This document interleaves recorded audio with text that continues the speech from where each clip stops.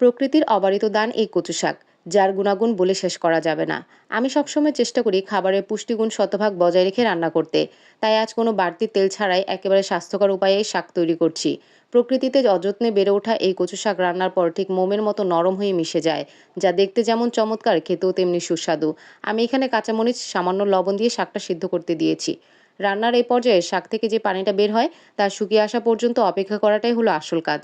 যখন পানিটা পুরোপুরি টেনে আসে এবং শাকটা একদম গলে যায়, নামানোর ঠিক আগ মুহূর্তে আমি এতে যোগ করি কিছুটা কাঁচা পেঁয়াজ আর রসুন কুচি। এই রসুন আর পেঁয়াজের কাঁচা ফ্লেভারটা যখন শাকের মধ্যে মিশে যায়, তখন এর ঘ্রাণ ঘর পুরো মৌ মৌ করে।